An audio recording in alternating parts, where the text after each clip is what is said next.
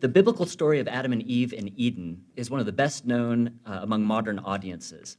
Because of its familiarity, the common interpretation of the story is often flattened to an explanation of the human condition or a cautionary tale about disobedience to God and its consequences. One way to see this foundational story afresh is to look at how audiences in the past made sense of it and applied its teachings. For instance, several ancient interpreters viewed Genesis 2 and 3 through the lens of the temple, revealing priestly first parents, a sacred garden, and actions of cosmic significance. For ancient Israel and later Jewish audiences, this meant the high priest was, in a sense, Adam. The temple was Eden, and priestly service affected the entire world. In Latter-day Saint theology, this spreading of God's glory through the temple can be seen as extending even farther than the ends of the earth. It can reach into one's own backyard. So, what might have encouraged a temple-centered reading of Genesis 2 and 3? To begin with, the text itself contains language which ancient Israelite and later Jewish audiences could have easily seen as having significance in a temple setting. For example, the reason for God placing Adam in the garden was to till it and keep it, as the New Revised Standard Version translates it. These same verbs are translated elsewhere as serve and keep or guard, as Margaret has explained earlier, and are most often used together to describe the priestly actions of serving God and keeping or guarding God's word.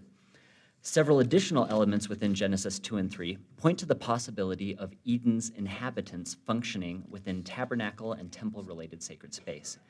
For instance, the prohibition against eating from the tree of the knowledge of good and evil stated that, if violated, Adam would surely die. Scholars have noted that according to later cultic ritual, the sanctuary was the center of life because there God was present. And to be excluded from the camp of Israel was to enter the realm of death.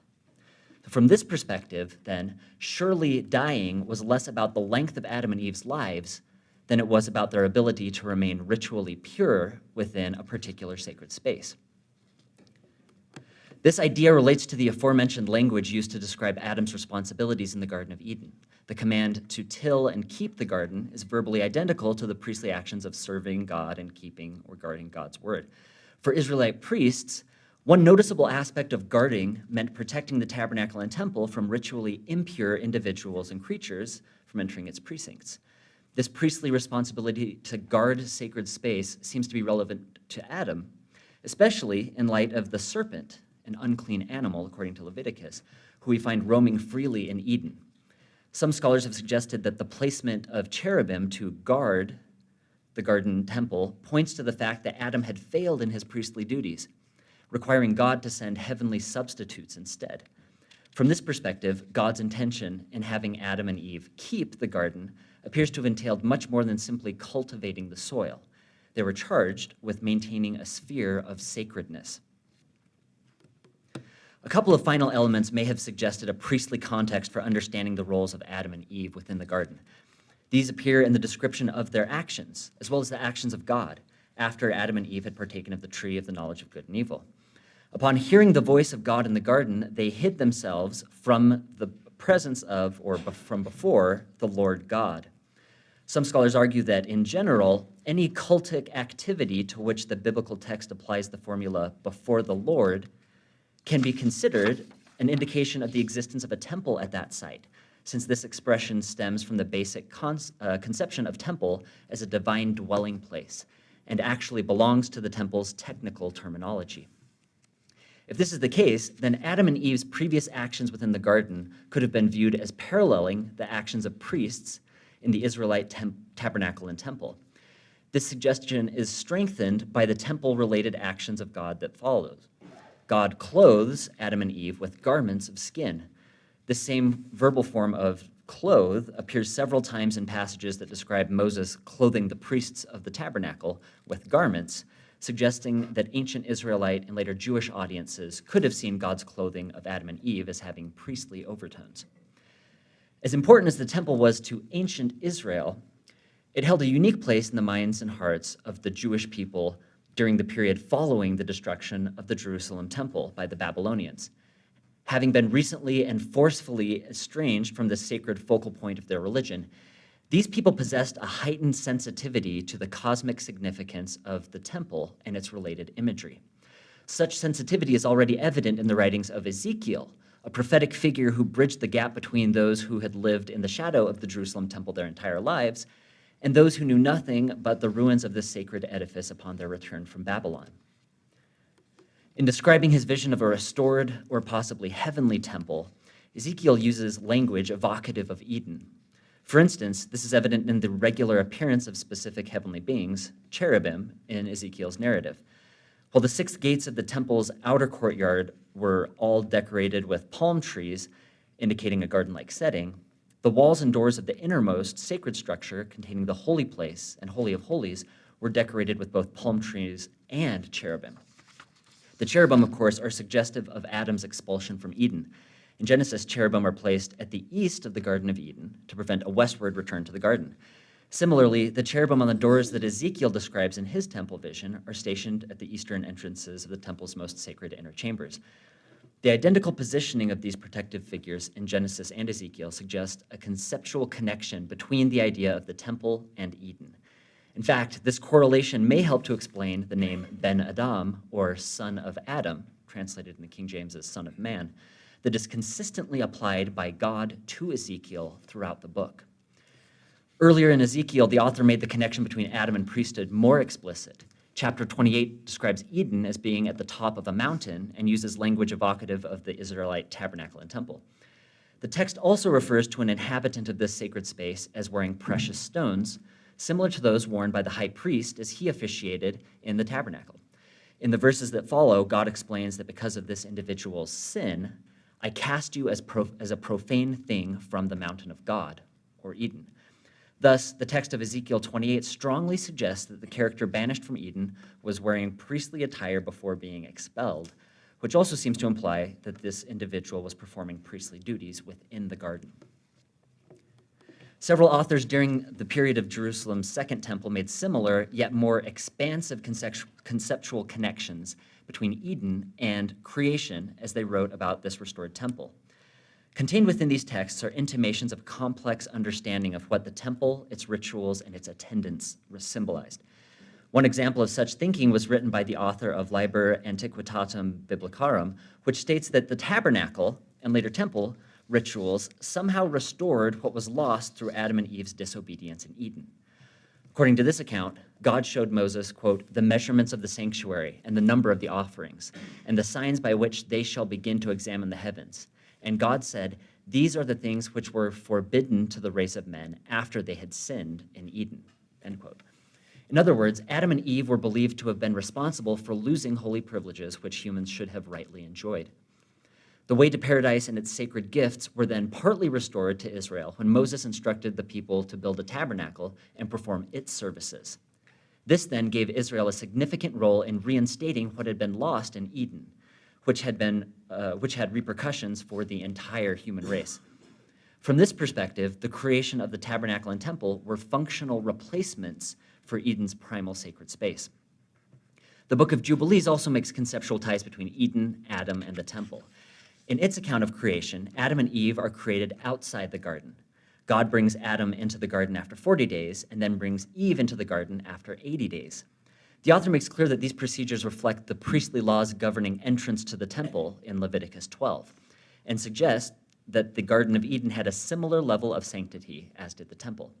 This particular idea is made explicit in Jubilees chapter 8, where the narrator describes Noah as knowing, quote, the Garden of Eden is the Holy of Holies and the dwelling of the Lord, end quote. According to this tradition, Adam and Eve were brought into the holiest place in the world prior to their disobedience. Their expulsion from Eden means that they were removed from the place where God's presence on earth was most immediate for Israel. From this perspective, then, the high priest's entry into the Holy of Holies on the Day of Atonement in Leviticus 16 symbolically represents Adam's temporary return to Adam and returns him to the presence of God. In understanding Eden as a sort of primeval temple, these interpreters equated Adam's role with the priestly roles later performed by Levites. We see this clearly in the Book of Jubilees' description of Adam's actions immediately following his expulsion from Eden.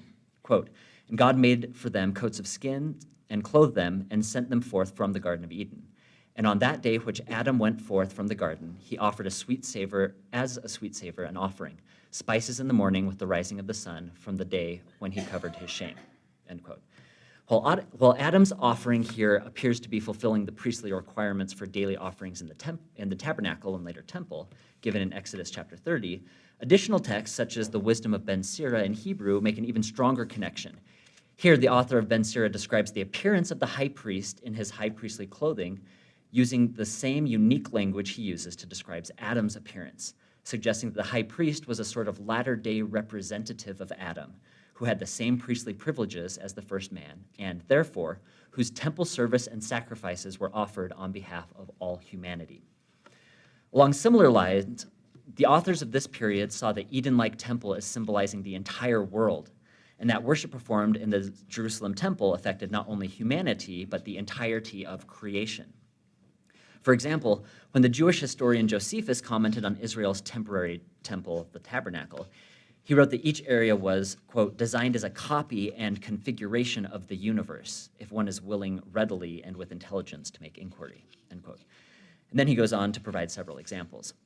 The Jewish philosopher Philo gives us a rather concise example of this approach in the following statement, quote, "Now in front of the Holy of Holies was a veil of Babylonian woven cloth embroidered in blue and linen, as well as scarlet and purple, worked in marvelous fashion. The combination of material it possessed did not lack theoretical significance," and Margaret discussed this earlier, "but was like an image of the universe, for it appeared that fire was hinted at in the scarlet, the earth in the fine linen, the air in the blue, and the sea in purple. And the woven cloth was embroidered with the spectacle of the whole heaven, except for the signs of the zodiac," end quote. The veil here served as a microcosm of the universe itself, and also represented the elements which composed creation.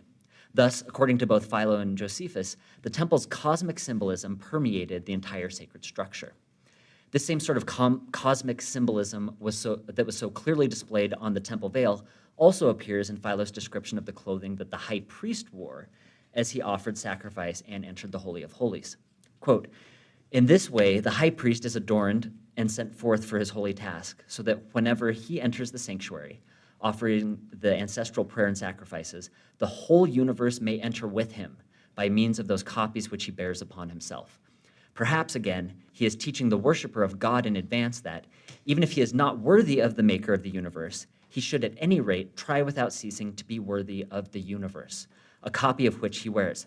He is thus obliged to carry as an image the pattern in his heart, and so, in some manner, be changed from man into the nature of the universe, and himself be a little universe," end quote. According to Philo's interpretive framework, both the veil which the high priest passed through and the ritual clothing of the high priest himself represented the cosmos as a whole. Philo then transferred the cosmic symbolic value of these items to the nature of the ritual act itself, which the high priest performed within the temple. Philo writes elsewhere that, quote, "The high priest for the Jews offers both prayers and thanksgiving not only for the whole race of men, but also for the parts of nature, earth, water, air, and fire, considering that the universe is his native land, on whose behalf he is accustomed to propitiate God with supplications and entreaties, beseeching him to make what he has created a partaker of his own fair and merciful nature," end quote.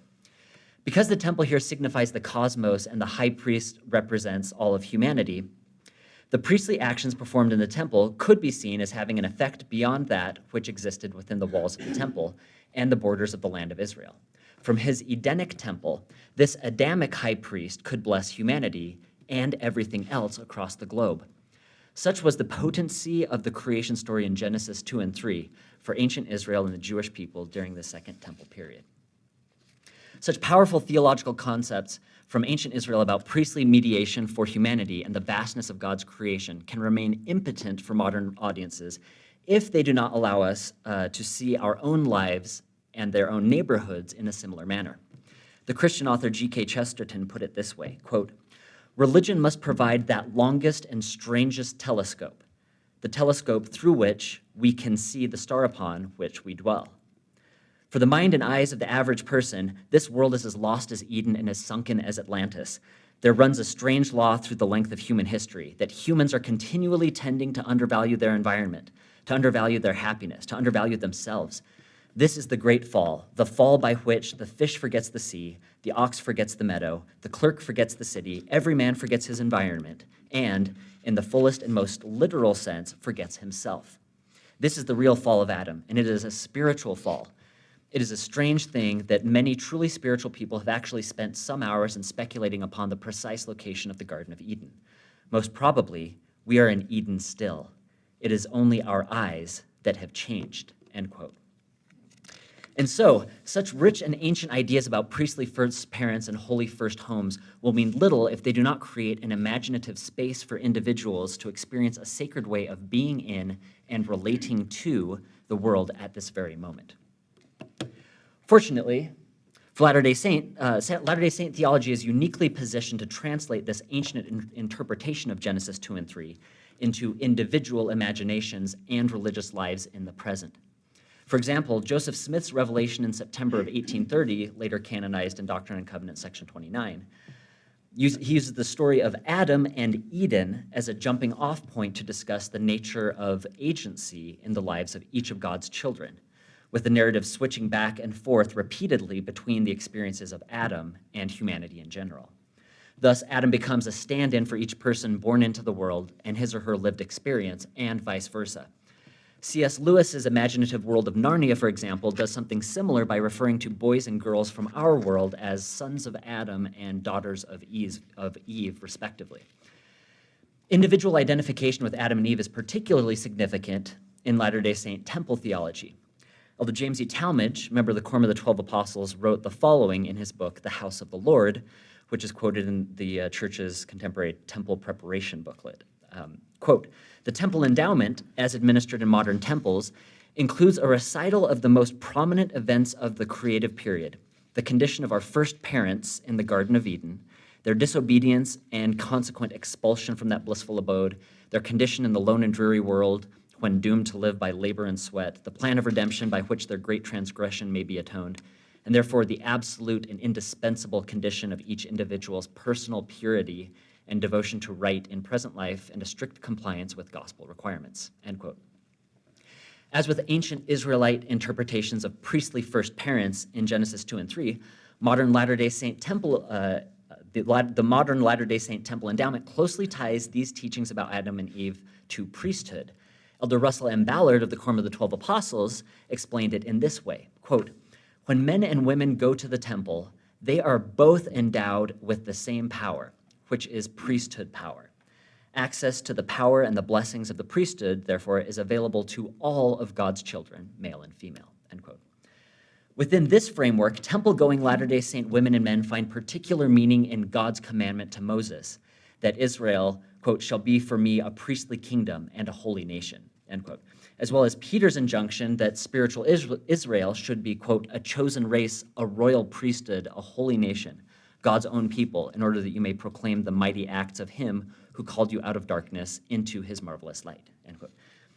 Here is where Latter-day Saint theology departs somewhat from the ancient Israelite interpreters who found the priesthood and temple in Genesis 2 and 3. The inclusion of Eve in Genesis's temple-oriented passages certainly complicated the categories of an all-male priesthood in ancient Israel.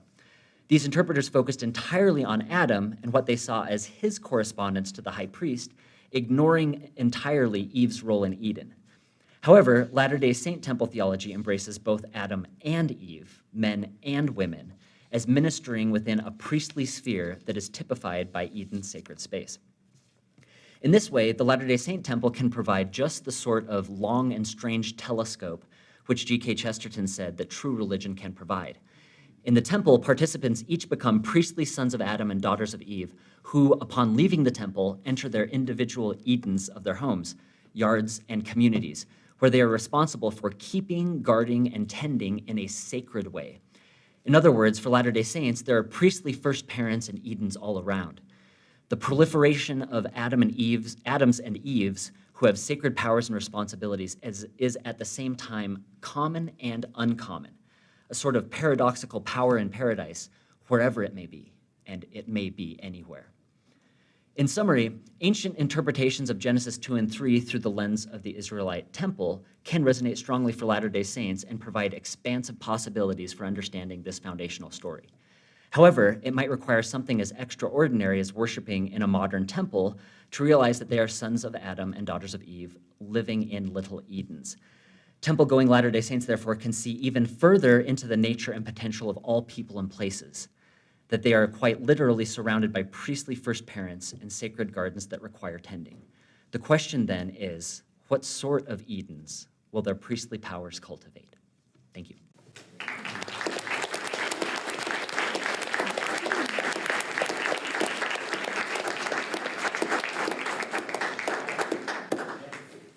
Thank you, Jacob. Thank you very much for taking the time and the research to help us secure a place for the temple in our lives, in our neighborhoods, and in the ecological issues that we deal with throughout the world. Margaret, would you like to Yes, have a comment indeed. on this? I would indeed. Jacob, thank you very, very much. It's, some of this material will have been new to some of you. It's familiar to me, and it served as a wonderful reminder of the incredible richness of the temple tradition and the complexity and the sophistication of everything that is bound up in the Adam figure and the Adam and Eve couple. So thank you, Jacob. That's all I can say. It was lovely. Thank you. Very much. George, would you like to? Yeah, I'll just be very brief. I also very much enjoyed it. I would love a copy of that Chesterton quote. I think that was extraordinary. That's a very profound statement. And the other quote you cited that I'm going to live with for the rest of my life is to be worthy of the universe. I love that concept. Anyway, I thought it was really great. Thank you. Wonderful. David?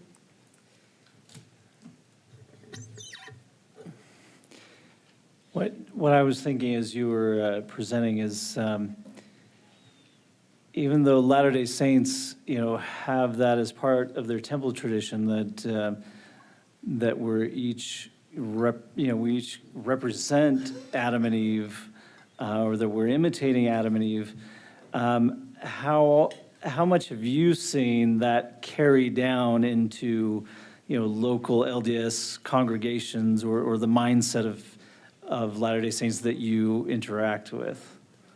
In my experience, usually that sort of understanding stops at a pair of doors, sliding or otherwise, at the temple. So I think it's important that something that George pointed out earlier was that Joseph Smith provided 3 additional accounts of the creation, and so that's something that was significant, at least for his and his religious imagination. And so I think that underlines the importance of keeping that story very much in the forefront of our theological understandings of who we are and what we do, how we exist in the world.